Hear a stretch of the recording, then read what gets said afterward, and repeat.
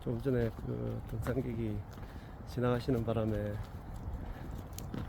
멈춤한다는 게 완전히 동영상을 꺼버렸습니다. 잘못 눌러서. 어쩔 수 없이 동영상을 1편, 2편으로 올려야 될 것 같습니다. 사실 저도 그때 한참 진짜 몰입해서 마음 공부라는 것을 해볼 때 출근하는 날 빼고 비번 날에는 하루 종일 법문 듣고 하루 종일 산에 다니면서 골전도 이어폰 하나 사서 들으면서 8시간, 7시간, 10시간 잘 때까지 계속 듣다가 그때 성철 스님 100일 법문이라는 그 영상을 알게 돼서 처음에는 무슨 소리인지 하나도 들리지 않았는데 좀 재밌더라고요. 듣다 보니까 어려운 부분도 있지만 가르치는 방향이 하나이기 때문에 똑같기 때문에 예전에는 사실 성철 스님 100일 법문이 성철 스님이 이쪽 분이시기 때문에 사투리가 워낙 심하시고 말도 빠르셔가지고 서울 쪽이나 이쪽 분들은 아마 그 법문을 들어도 사투리 때문에 이해를 못 하실 것 같습니다. 근데 저는 뭐 고향이 성철 스님 생가랑 그리 멀지 않은 차로 한 10분 정도 되는 곳에 살고 있어서 그 억양이랑 말투를 알기 때문에 들리더라고요. 하여튼 재밌더라고요. 근데 그 내용들은 상당히 깊이가 있어서 이해 못하는 부분도 있지만 이 한번 그때 그 경험이 있은 뒤로는 그런 얘기들이 좀 순연하게 잘 들리더라고요. 잘 때까지 이제 성철 스님 100일 법문도 듣고 막 이렇게 하다 보니 꿈속에서 성철 스님을 한 3번 정도 만난 것 같습니다. 만나서 법담도 나누고 시금방진 얘기지만 선문답도 몇 번 이렇게 하시고 제가 성철 스님한테 그때가 어느 절이었는 것 같은데 성철 스님이 계시던 그 합천의 행사 암자 그곳에서 제가 성철 스님이 반다지 같은 옛날에 옷 같은 거 이불 같은 거 넣어주는 곳에서 옷을 좀 정리하신다고 저보고 옆에 서 있으라고 하시면서 버리는 옷들을 하나씩 주시더라고. 그거 좀 도와드리고 했는데 조금 있다가 또 꿈의 연속인데 이거는 꿈입니다. 확실하게 본당에 이제 법당에 내려갔는데 엄청 많은 스님들이 양쪽으로 쫙 있는데 가운데 성철 스님이 계시더라고요. 계시면서 다들 박수 한번 쳐주라. 저 친구가 오늘 내 일 많이 도와줬다. 이거 또 등산객이 오시네. 지나갔습니다. 그래, 박수 한번 쳐주라. 저 친구 덕택에 오늘 옷장 정리 잘했다. 이렇게 막 스님들이 박수도 쳐주고 해서 저는 그때 야 내가 공부하니까 꿈에 그 위대하신 성철 스님이 오셔서 격려해 주시는구나 라고 그냥 그렇게 생각했죠 그때. 그리고 또 한 번은 뭐 저래 큰 마당에 갑자기 비가 쏟아지는 겁니다. 그때 성철 스님이 암자에 올라가신다고 백년암에 하시길래 스님 비가 많이 오는데 여기 좀 하루 묵고 올라가시면 안 됩니까? 그러니까 나는 백년암에서 자지 여기서 자지 않는다 큰 집에서 라고 올라가시려고 해서 제가 끝까지 비가 너무 많이 오니까 위험하니까 하루만 여기다 묵었다 가시죠 라고 고집을 피우니까 뭐 자세한 얘기 안 하겠습니다. 그때 저한테 선문답으로 뭘 하나를 물으셨습니다. 그래서 제가 바로 뭐라고 대답을 했는데 허허 이 녀석 열심히 공부하네. 그러면 오늘 여기서 내가 하루 묵었다 가겠다 라고 하시더라고요. 참 재밌는 경험들이 많았죠. 이건 완전히 꿈입니다. 꿈에 있던 얘기들을 지금 해드리는 거니까 오해 안 하셨으면 좋겠고 그만큼 내가 하는 공부에 몰입했었다. 몰입해 있는 상태였다. 그래 지금 갑자기 생각이 나는데 제가 아까 살불살조도 얘기했지만 공부하는 사람이 여기 기웃 저기 기웃 하는 거는 아무런 도움이 되지 않는다. 내 방법이 틀렸을까?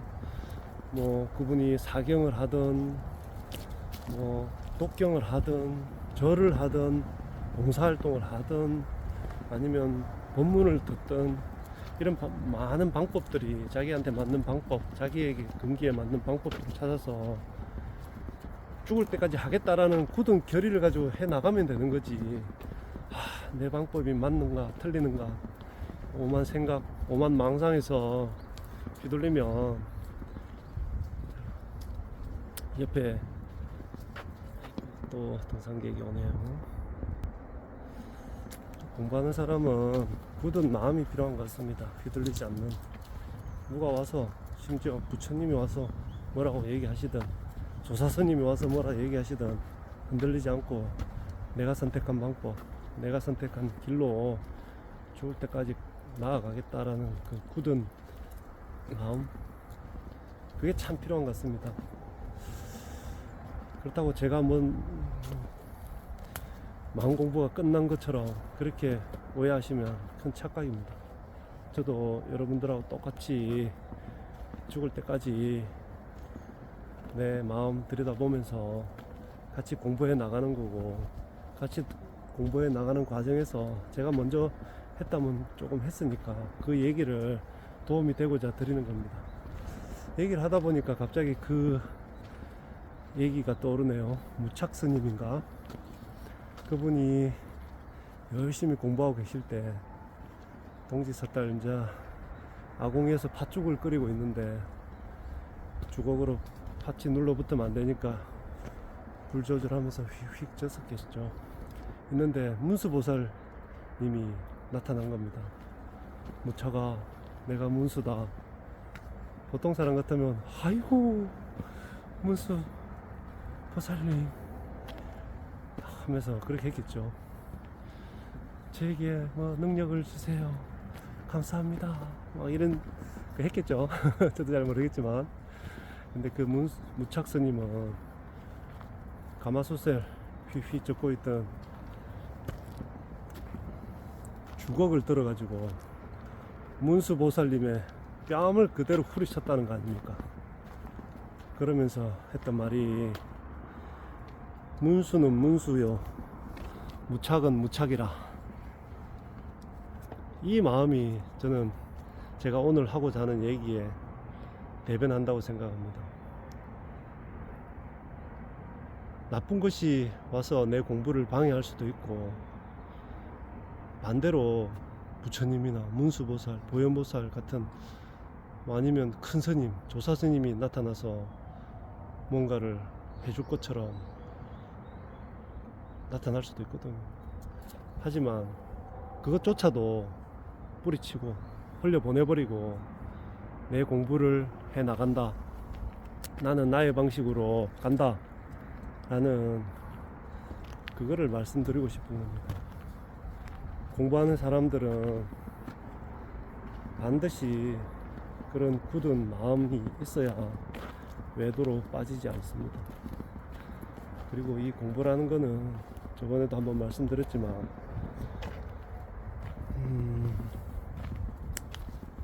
뭐 조금 어려운 얘기를 하면 뭐 도노 돈수, 도노 점수 막 이런 얘기들 하시는데, 단박에 깨치면 모든 것이 끝난다. 성철 스님은 그걸 주장하셨죠. 도노 돈수. 수신계를 적으셨던 진울 스님 같은 경우는 도노 점수를 얘기하신 것 같으시고, 근데 저는 그렇게 생각합니다. 이 공부라는 거는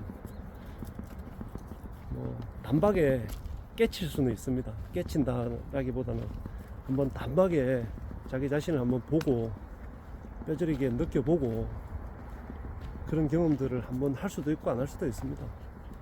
하지만 그런 단박에 그런 깨침이 있고 나면 물러서지를 않는 것 같습니다. 이 공부에 대해서. 이제 공부가 끝났으니까 이제 나는 끝이야, 나는 자유인이야, 대자유인이야, 대단한 나는 자유를 얻었어, 이게 아니고, 뭐 그럴 수도 있겠지만 그런 분이 그렇게 깨치고 나서 대자유를 누리면서 살아가면서도 한치의 흐트러짐 없이 다른 사람들을 이끌 수도 있고 도와줄 수도 있고 할 수도 있겠다고 봅니다.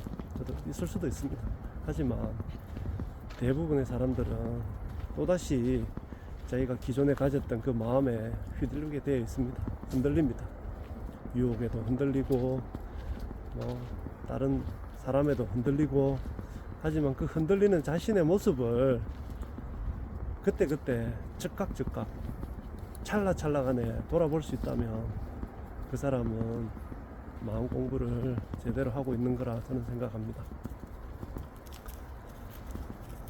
이 공부라는 게 아까 제가 말씀드렸지만 죽을 때까지 언어 점수 뭐 어려운 얘기지만 깨우치고 나서, 아니면 한번 뒤돌아보 깨우친다는 얘기보다는 한번 자신의 내면을 진짜 깊이 있게 한번 처절하게 한번 경험해보고 나면 이 공부에 대해서 물러서는 경우는 발생하지 않습니다.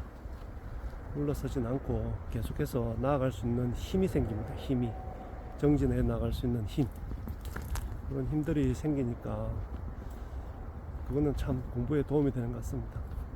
근데 그런 힘이 생겼다고 해서 공부가 끝나는 건 아니고, 내가 살아가는 동안 이 육신이 멸하는 순간까지 끝까지 계속 공부를 하겠다라는 마음만 가진다면 절대 외도에 빠지거나 휘둘리거나 중도에 공부를 포기하거나 하진 않습니다.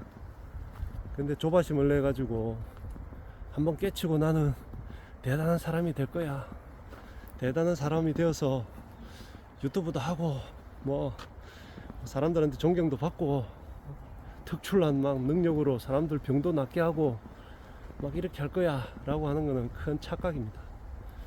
그런 생각을 가진다면 이런 공부를 할 생각을 안 하는 게 좋고,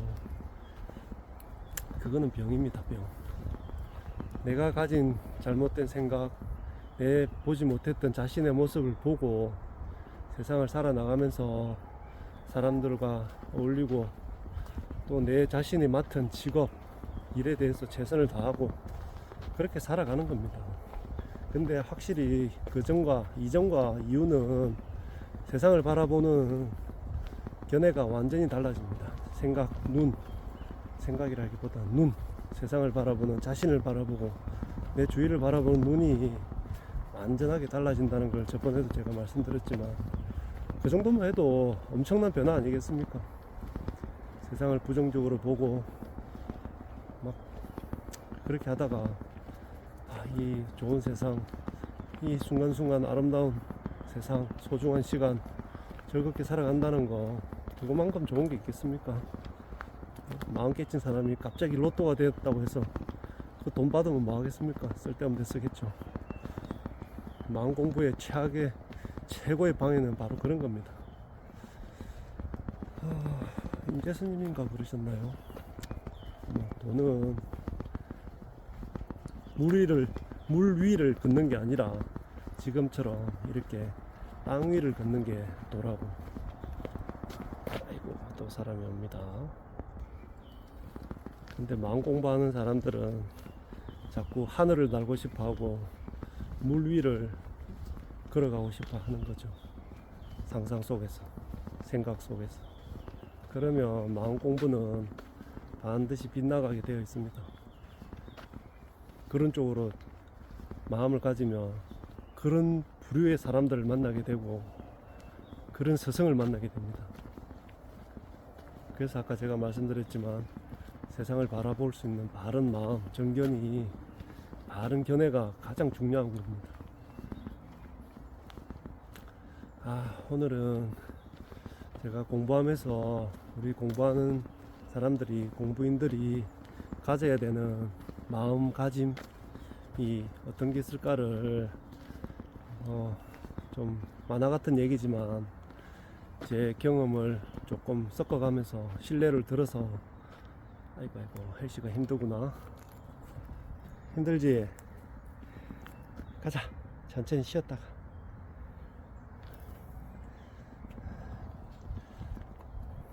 신뢰를 들어서 이런 경우도 있었고 이런 경험도 있었는데, 그 또한 흘러가는 바람이다, 저 위에 흘러가는 구름이다, 라고 가볍게 생각하시고 자기가 생각했던 그 방향대로 끝까지 나는 완주하겠다 그렇게 공부를 해 나가시면 아마 공부하는 과정에서 생기는 장애들을 아마 잘 이겨내가 잘 헤쳐나가실 수 있을 거라 저는 생각합니다. 오늘 아까 아침에 제 집 뒤에 밭이 조금 있어가지고 부산에 사시는 큰 누님이 머위, 경상도 사투리로는 모구잎이라는데 모구잎을 좋아하셔가지고 매년 보내드리는데 조금 오늘도 밭에 가서 조금 따서 보내드리고 이발도 하고 목욕할 겸 저 진양 온천이라는 곳에 가서 목욕하러 갔는데 거기에 그 새로운 공간이 생겼더라고요. 그 대표님이 상황버섯을 키우시는 것 같은데 키워서 그거를 달여서 목욕 오시는 분들한테 한 컵씩 드시게 공간을 마련해 놓고 뭐 판매도 하시는 것 같더라고요. 근데 거기에 목각 그러니까 그 나무 판을 이제 이렇게 구조로 이렇게 글자도 새기고 그림도 그리고 하는 그죠. 그것도 전시가 되어 있던데 그 중에 제 눈에 들어오는 글귀가 있어서 그 글귀를 말씀드리면서 오늘 이 산책 이야기는 저는 이렇게 얘기하는 거를 뭐 다르게 생각하지 않습니다. 그냥 공부하는 사람들의 소통, 이야기, 만담 정도로 생각해 주시면 되고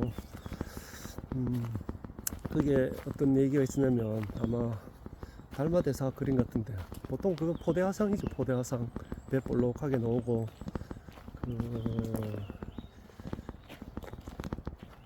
사람이 오네요.